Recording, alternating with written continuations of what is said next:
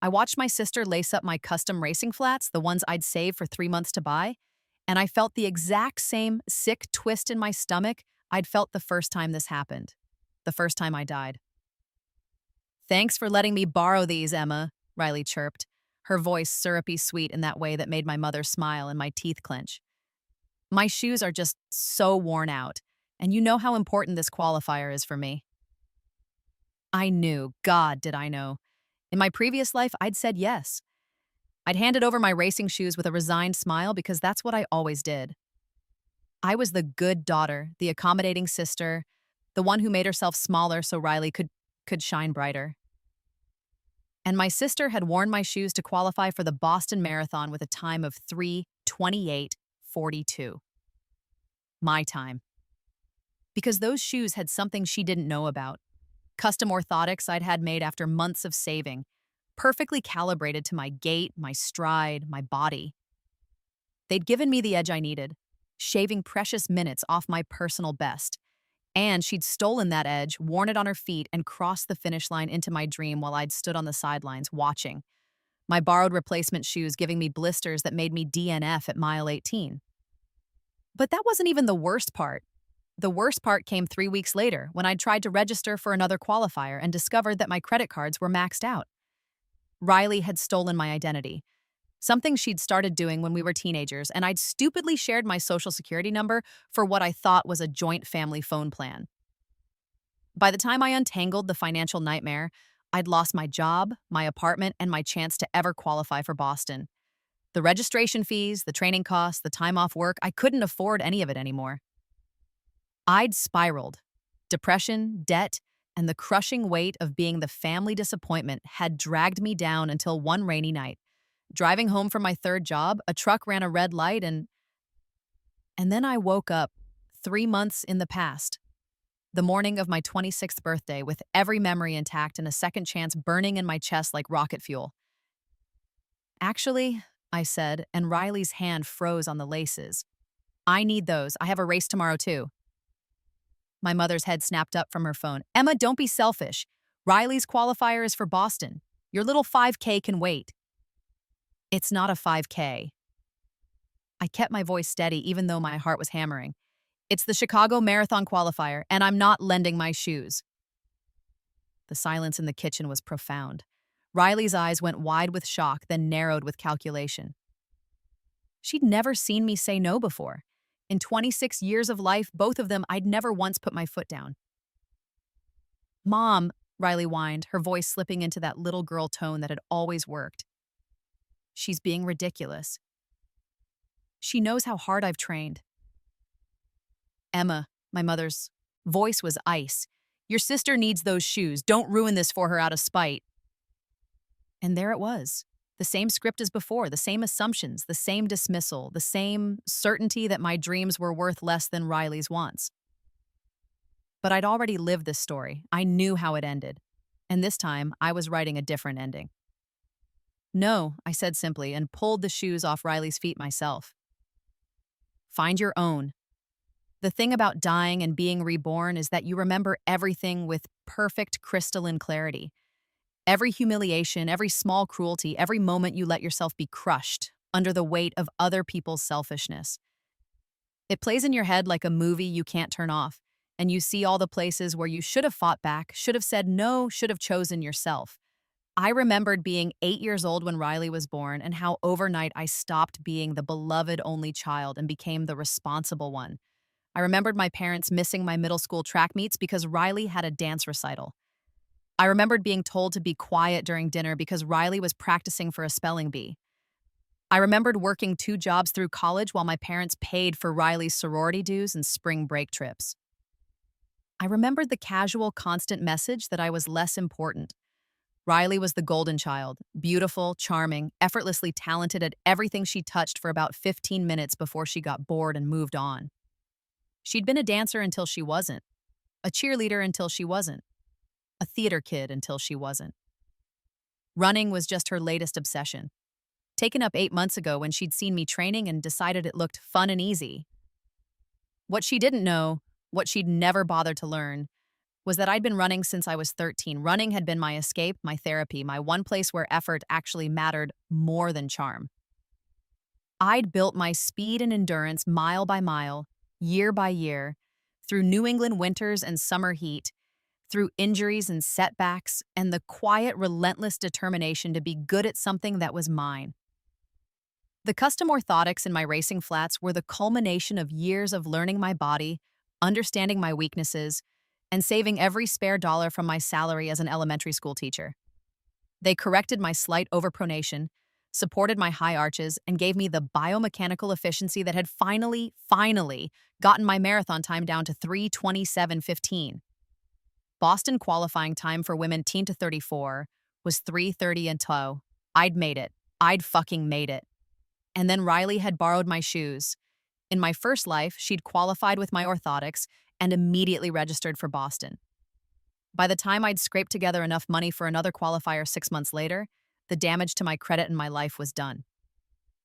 Riley had run Boston in my shoes, posted hundreds of photos on Instagram with my parents beaming in the background, and gotten sponsored by a local running store. She'd lived my dream in my shoes while I drowned in the debt she'd created in my name. I'd never recovered. The financial hole was too deep. I'd spent years just trying to survive, working multiple jobs, my running reduced to desperate late-night jogs that were more about outrunning my thoughts than training. The truck that killed me at 28 had almost been a relief, but now I was back. 26 again, 3 months before the Chicago Marathon, with my shoes on my feet and my credit cards still under my control, and I had a plan. "You're being a real bitch about this," Riley said later that night, cornering me in my bedroom. My childhood bedroom, technically, since I still lived at home to save money. In my previous life, I'd moved out a month after the marathon incident, desperate for independence. This time, I was staying put. I needed to be close to watch and to plan. "I'm being realistic," I said, not looking up from my laptop. I was transferring money, changing passwords, freezing my credit, all the things I should have done before. "You have your own shoes." "They're worn out. I need new ones and I don't have time to break them in before Saturday." "That sounds like poor planning on your part." Riley's face flushed red. She wasn't used to this version of me, the one with a spine. "What is your problem? You've never acted like this before." "Maybe I'm tired of always giving up what I need so you can have what you want." "You're jealous." She spat the word like a curse. "You've always been jealous that I'm faster than you, better than you." "You're not, though." I finally looked at her, and I let her see something cold and knowing in my eyes. "You're not better. You're just louder." She stared at me, mouth opening and closing like a fish. Finally, she turned and stomped out, slamming my door hard enough to rattle the frame. I went back to my laptop and checked my online banking one more time. Everything was locked down. I'd set up alerts for any attempt to access my credit, changed all my passwords to random strings she couldn't guess, and activated two-factor authentication on everything. I'd also quietly installed monitoring software on the family computer, the one Riley used because her MacBook was too slow, that would log every keystroke. In my previous life, I'd been a victim. I'd been reactive, naive, always 2 steps behind Riley's manipulations. This time, I was hunting. The Chicago Marathon qualifier on Saturday was perfect. 58 degrees at the start, light cloud cover, barely any wind. I'd taped my feet carefully, worn my race day outfit that I'd tested on 3 long runs, and fueled exactly the way I knew worked for my body. Riley was running the same race, 3 corrals behind me based on her submitted time. She'd found new shoes, probably convinced my parents to buy them, but they were straight off the shelf, no custom support, no break-in period. I knew exactly what was going to happen. The gun went off and I settled into my rhythm. Not too fast, not too slow. The first life had taught me patience. Miles clicked by, 7:52, 7:48, 7:50, 7:49. I was pacing for a 3:25, giving myself a cushion under the Boston qualifying standard. At mile 13, I saw my parents at the sideline. They were holding a sign with Riley's name on it, not mine. They didn't even see me pass. It should have hurt. In my first life, it would have devastated me. But now I just ran harder. Miles 14 through 20 were the grind. My legs burned, my lungs ached, but I kept the pace. I'd done this before. I knew I could do this. The difference was that this time I wasn't running on hope, I was running on certainty. At mile 22, I finally let myself speed up. The finish line was a glowing beacon in my mind. I could see it, feel it, almost taste it. My watch read 2:55:30. I had plenty of time. I was going to crush the qualifying standard. I crossed the finish line at 3:24:47, 5 minutes and 13 seconds under the Boston qualifying time. I collected my medal with shaking hands and found the results tent. My name was already up on the board. Emma Rodriguez, 3:24:47. Female, 25 at 29, 47th place overall for women. I took a photo of that board. I took a lot of photos.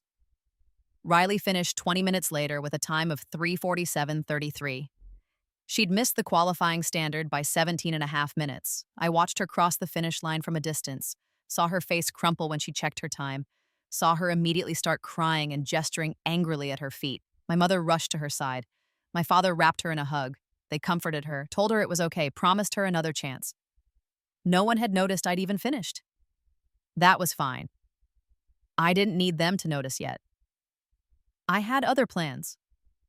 I registered for Boston that night, sitting in my childhood bedroom with my laptop balanced on my knees and tears streaming down my face. They were good tears this time. Relief tears, victory tears. The registration went through without a hitch, and I received my confirmation email at 11:47 p.m. I was going to Boston. The real Boston, the one I'd earned, the one I'd dreamed about since I was a teenager watching the race on TV and thinking someday. But I wasn't done. Not even close.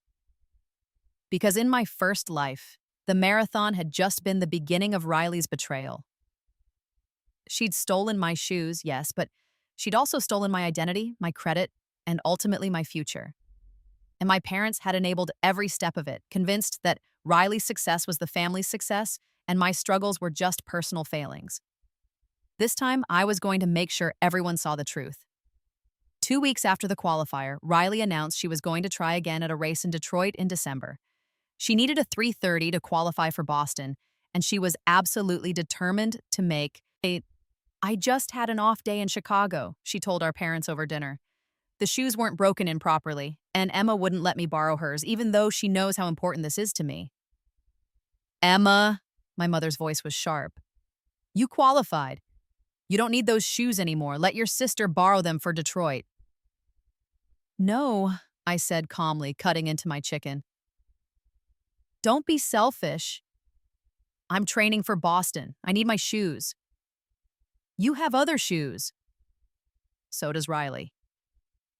My father cleared his throat. Emma, your mother's right. Family helps family. You got what you wanted. Now it's Riley's turn. I looked at him, really looked at him, and wondered how I'd spent 26 years thinking his opinion mattered. He was a middle manager at a pharmaceutical company who'd spent my entire childhood telling me to be realistic about my dreams while he encouraged Riley to reach for the stars. The double standard was so blatant, it should have been funny. I'm not giving Riley my shoes, I said. And if she wants to qualify for Boston, she should train harder instead of stealing from me. Riley's face went white. I've never stolen from you. The keylogger on the family computer said differently.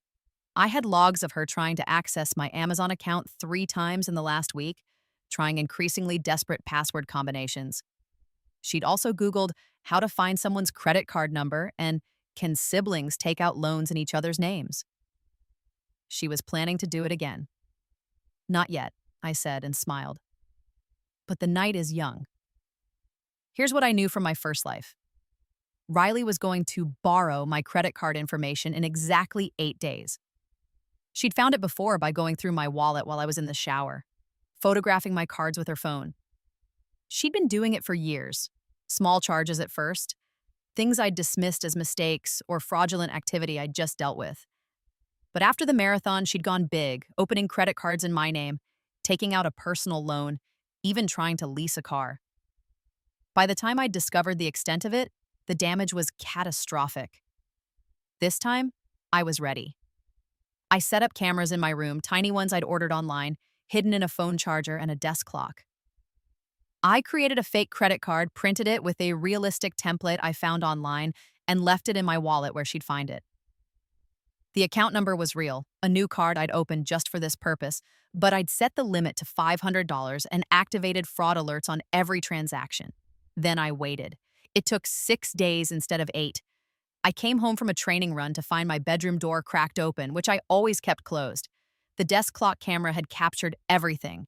Riley slipping in, going straight for my purse, pulling out my wallet, photographing each card with her phone, including the fake one.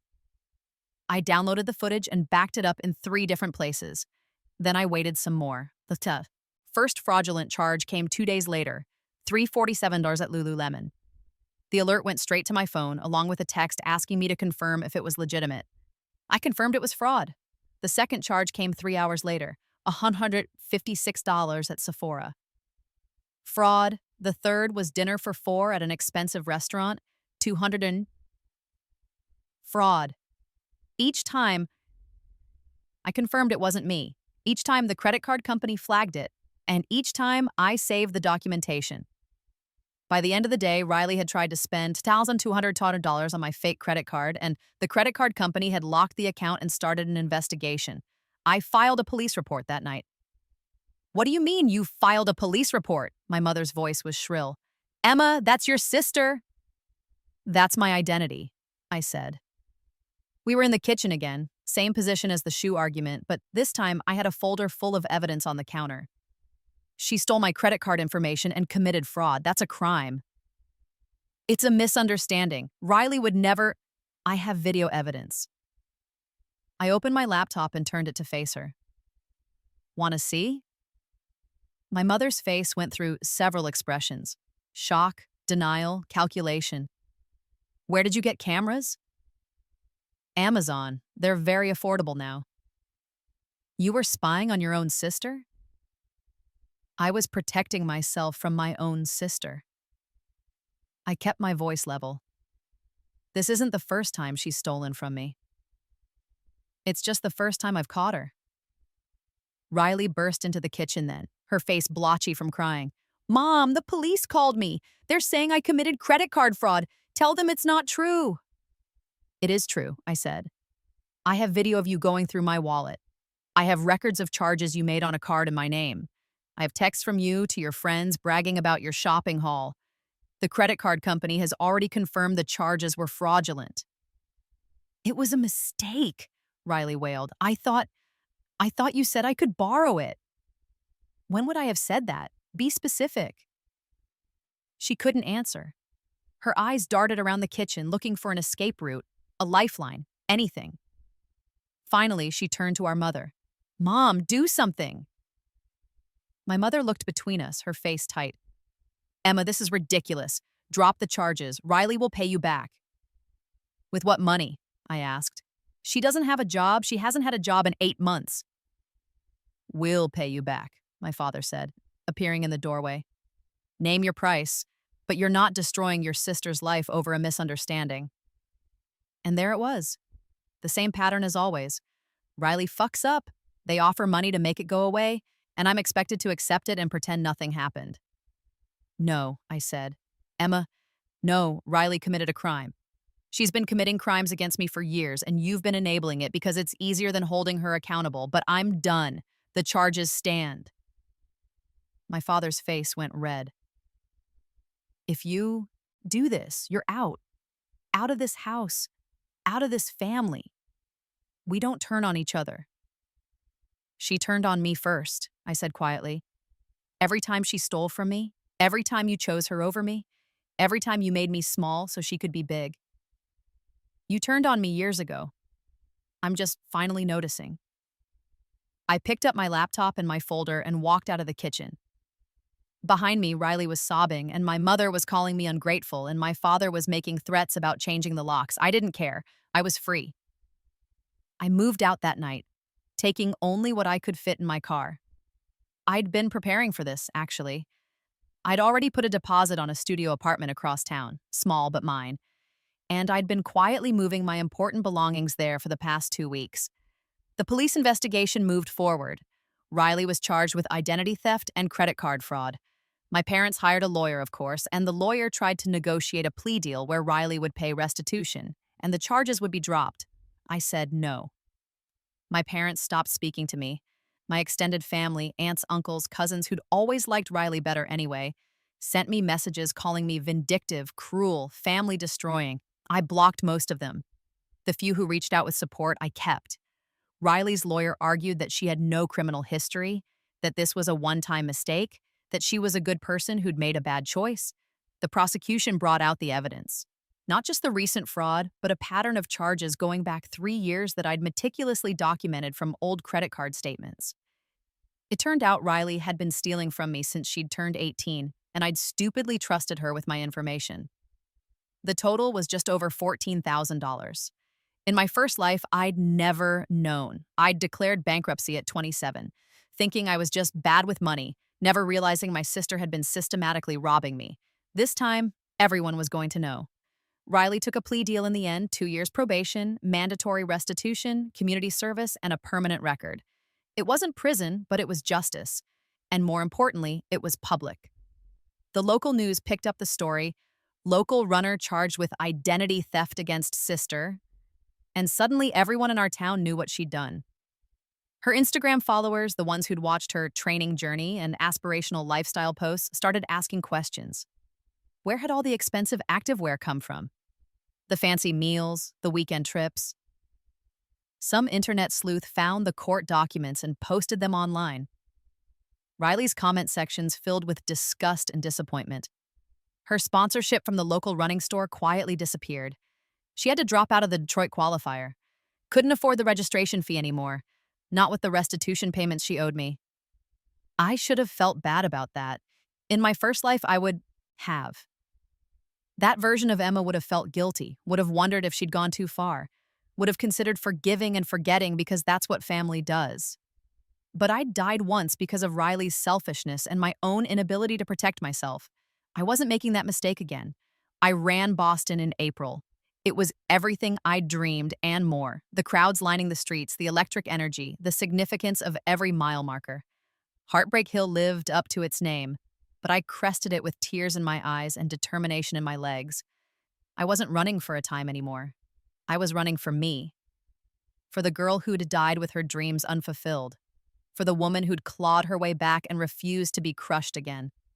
I crossed the finish line in 3:31:42. Slower than my qualifier, but I didn't care. I'd run Boston. I'd finish Boston. I'd earned my spot on that course through my own effort, my own training, my own refusal to give up. I collected my medal and my space blanket, found my gear bag, and checked my phone. There were 47 missed calls from my mother. I blocked her number and went to find food. The aftermath of the fraud case rippled through my family like a nuclear blast.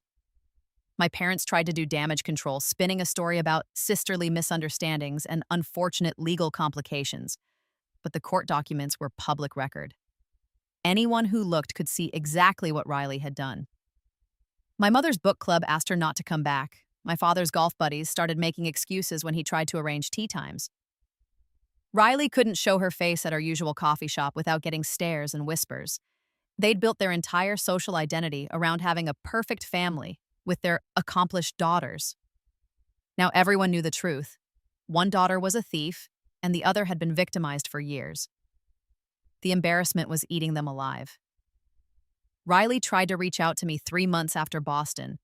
A long, rambling email about how sorry she was, how she'd been in a bad place, how she wanted to make amends. She didn't mention the money she still owed me. The restitution payments were court-ordered but sporadic. She didn't take real accountability. It was all excuses and justifications wrapped in therapy speak. I deleted it without responding. 6 months later, she tried again. This time, she'd joined a new running club in a neighboring town where no one knew her history. She was posting on Instagram again, carefully curated photos that avoided mentioning Boston or competition times. Just running for mental health and finding joy in movement. I didn't follow her account, but a mutual friend sent me screenshots. Riley had commented on a post about the upcoming Boston Marathon with "maybe someday" and a wistful emoji. I commented on the same post. "If you want to qualify, train hard and don't steal your sister's shoes. Worked for me." She blocked me within an hour. The thing about Rebirth is that you can't just fix the big moments. You have to fix all the small ones too, all the patterns and habits and ways of being that led you to that death in the first place. I started therapy, real therapy, not just the employee assistance program sessions I'd done before.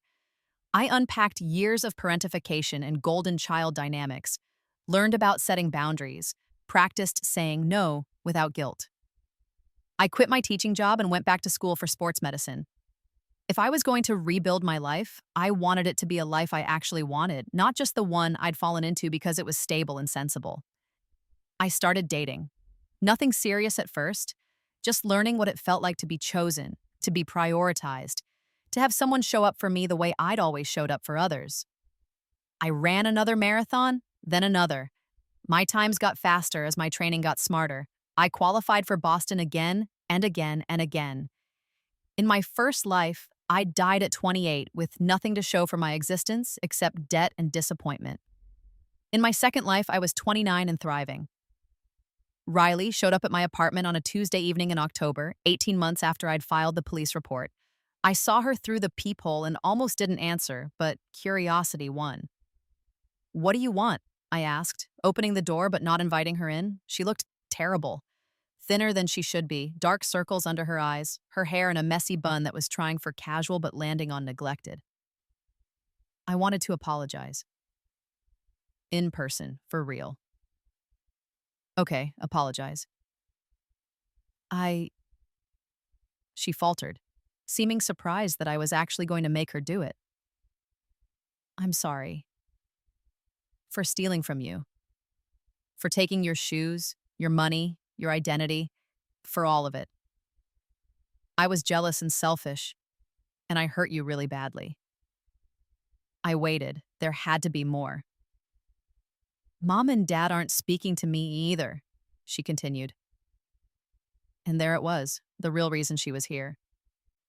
They're mad because the fraud case ruined their reputation at the country club. They blame me for embarrassing them.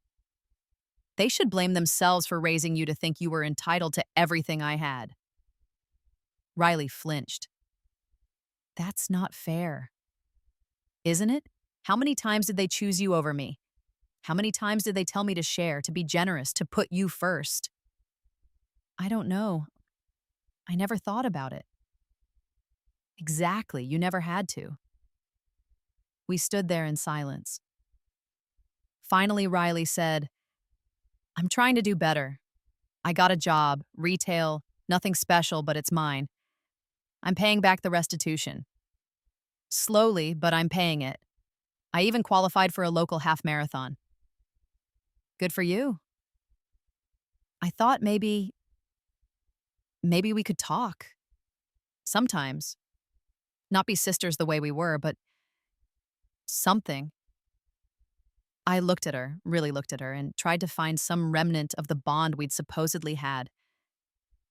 But all I could see was the person who'd stolen my dreams, my money, my peace of mind, the person whose selfishness had literally killed me in another timeline. "No," I said, I don't think so. "Emma, please, I know I fucked up, but we're still family. Family is supposed to protect each other. You predated on me. And when I finally protected myself, you and Mom and Dad all acted like I was the villain." I stepped back, hand on the door. "I forgive you, Riley. I forgive you because carrying anger around is exhausting, and I'm tired of letting you take up space in my head.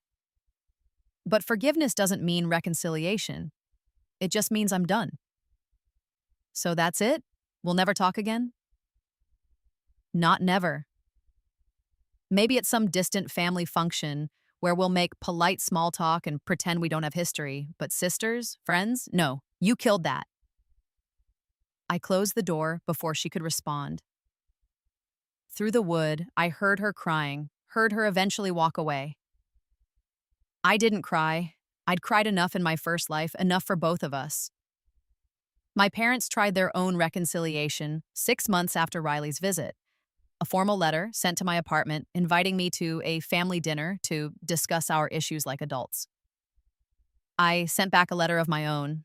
"No, thank you. I'm happy to have a relationship with you when you're ready to acknowledge the years of favoritism, neglect, and enabling that led to Riley stealing from me. Until then, I have nothing to discuss. I never got a response. My mother tried to friend me on Facebook a year later. I declined the request. My father sent a birthday card with no message, just his signature. I threw it away. Riley started running marathons finally. She qualified for Boston at a race in Philadelphia, missing the standard by only 30 seconds. Her Instagram erupted with celebration, with my mother and father beaming in her finish line photos. I didn't congratulate her, but I didn't feel angry either. She was living her life and I was living mine, and the two didn't need to intersect. I ran Boston again that same year, my fourth time.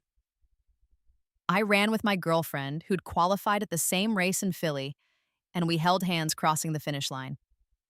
It was cheesy and perfect and everything I'd never thought I'd have. Riley was there too, running somewhere in the pack behind us, but I never saw her. Boston is big enough for both of us, turns out. The whole world is big enough for both of us when one of us isn't stealing from the other. 5 years after my rebirth, I was 31 and completely unrecognizable from the woman I'd been. I had a master's degree in sports medicine.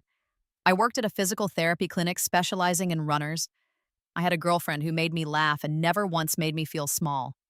I had friends who showed up for my races and cheered themselves hoarse.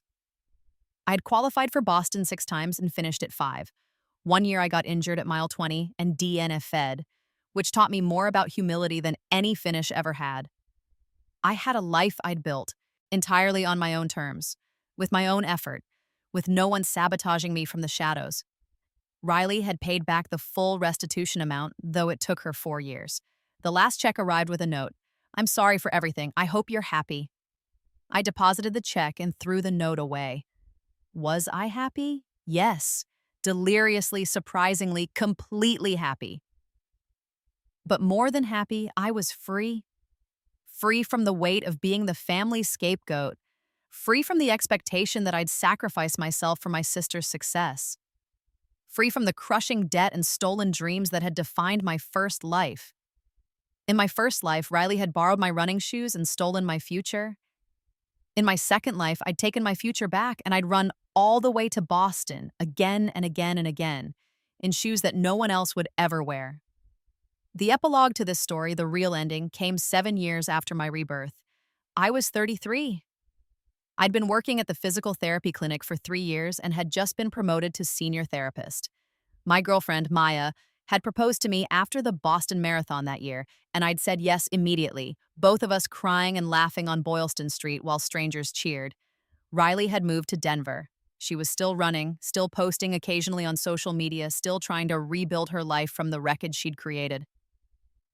We hadn't spoken in 6 years. My parents had reached out twice more. Once, when my grandmother died, asking me to come to the funeral. I went, but left before the reception. And once, when they found out about my engagement through a cousin, they sent a card that said congratulations and nothing else. I didn't hate them. I didn't really feel anything about them at all, which was somehow more final than hatred. The real ending came on a random Tuesday in June when I got an email from the Boston Athletic Association. They were doing a feature on Boston Marathon qualifiers, stories of determination, and wanted to interview me about my journey to qualify. I said yes. The interview was supposed to be routine. They asked about my training, my love of running, what Boston meant to me, standard stuff. But then the interviewer asked, "What was the hardest obstacle you faced in your journey to qualify for Boston?" And I found myself telling the truth. Not all of it, not the rebirth, obviously, but the rest, the financial abuse, the identity theft, the family that prioritized one daughter over the other, the sister who'd tried to steal my qualifying shoes and my credit cards and my dreams.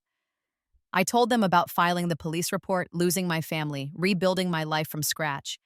I told them about learning to say no, to protect myself, to choose my own happiness over other people's comfort. The interviewer was silent for a long moment when I finished. Then she said, "That's an incredible story. Can we use it?" "Yes," I said. All of it. The article came out 3 months later, right before the Boston Marathon registration opened. It went viral. Not massively, not millions of shares, but enough. Enough that people in the running community saw it. Enough that my story about overcoming financial abuse and family betrayal resonated with other runners who'd faced their own obstacles. Enough that Riley called me. I almost didn't answer. Her name hadn't appeared on my phone in years, and my first instinct was to let it go to voicemail. But Maya was there, and she squeezed my hand and said, "You don't owe her anything, but you also don't need to run from this anymore." So I answered. "I read the article," Riley said. "No hello, no preamble. Okay. You made me sound like a monster." I told the truth. "If that makes you sound like a monster, that's not my fault." Silence. Then Lem, I know, I know it's not your fault. I didn't realize how bad it was. How bad I was. Reading it from your perspective, seeing what you actually went through. Riley, why are you calling? Because I'm proud of you. Her voice cracked. I'm so fucking proud of you, Emma. You became everything you wanted to be, even after I tried to destroy you. You ran Boston multiple times. You have a career and a life and someone who loves you. You did all of that despite me. I didn't know what to say. In 7 years of imagining this conversation, I'd never imagined this version of it. And I'm sorry, she continued. I know I've said it before, but I mean it. I'm sorry for all of it. For stealing from you, for being a shitty sister, for taking so long to understand what I'd actually done. You deserved so much better than what I gave you. Yeah, I said. I did. I don't expect you to forgive me. I already forgave you. Years ago. But Riley, forgiveness doesn't erase what happened. It doesn't mean we can go back to being sisters. I know, I wanted you to know that I see you now. I see what you accomplished. And I'm sorry I tried to take it from you. We talked for a few more minutes. Careful, surface-level talk about her life in Denver, my engagement to Maya, the weather. Then we said goodbye, and I had the distinct sense it was a final goodbye. The kind that closes a door permanently. I was okay with that. I ran Boston again in the spring for the 8th time, my 7th finish. I ran it with Maya, both of us qualifying together, both of us wearing matching shirts that said, "We run our own race," on the back. At mile 21, right before Heartbreak Hill, I saw someone on the sidelines holding a sign that said, "Go Emma, you earned this." It was Riley. I almost stumbled, shock breaking my rhythm. She was there, bundled in a winter coat, even though it was 50 degrees, holding that sign with tears streaming down her face. We made eye contact for half a second. She nodded, I nodded back. And then I kept running. Up Heartbreak Hill, past the crowds at Boston College, down into the final miles. Maya was beside me, her breathing steady, her presence a reminder that I wasn't alone anymore, that I'd built a life full of people who chose me, who celebrated me, who never once asked me to make myself smaller. We crossed the finish line in 3:22:34, a new personal best for both of us. I collected my medal, found my space blanket, hugged Maya while we both cried, and when I checked my phone later, there was a text from an unknown number. "Congratulations on your finish. You were amazing. I'm sorry I couldn't see it before. R." I didn't respond, but I didn't delete it either. That night in our hotel room, Maya asked me how I felt about seeing Riley. "Okay," I said, and realized it was true. I feel okay. Just okay? I spent so long being angry at her, being hurt by her, and then I spent years building a life where she couldn't hurt me anymore. Seeing her today, it didn't undo any of that. I'm still exactly where I want to be. She can't take that from me, even if she wanted to. So it's really over? The anger, the pain, all of it? Yeah, I said, it's us. It's over. I won. Because I had won. Not just the race, not just the qualification times, not even the justice of the fraud conviction. I'd won the bigger fight, the fight to reclaim my own life, to become the person I was meant to be, to refuse to be crushed under the weight of other people's selfishness. Riley had borrowed my running shoes in another life, and it had killed me. But I'd come back. I'd taken my second chance and turned it into a life worth living. And I'd run all the way to Boston, again and again and again, on my own 2 feet, in my own shoes, carrying nothing but my own strength. That was victory enough. The real end, the one I carried with me long after Boston and the viral article and Riley's attempted reconciliation was this. I was enough. Not because I'd qualified for Boston 8 times, or because I'd rebuilt my credit and my career, or because I'd found love with someone who treated me like I mattered. I was enough because I'd chosen to be. Because I'd looked at a life that told me I was less than, secondary, expendable, and I'd said no. Because I'd died once in obscurity and debt, and when given a second chance, I'd refused to repeat the same mistakes. I'd protected myself. I'd fought for myself. I'd chosen myself. And that choice, more than any finish line, more than any medal or qualification time, was what saved me. Riley never got to Boston, as far as I knew. She ran marathons, improved her times, built a modest running career in Denver. But Boston, the dream she'd tried to steal from me, remained just out of reach. I'd like to say I didn't find satisfaction in that. I'd like to say I was evolved enough, healed enough to wish her success. But I'd be lying, because some wounds don't fully heal, some betrayals don't get forgotten, and some victories are sweeter because of who they were won against. I ran Boston one final time at 35, my 10th qualification, my 9th finish.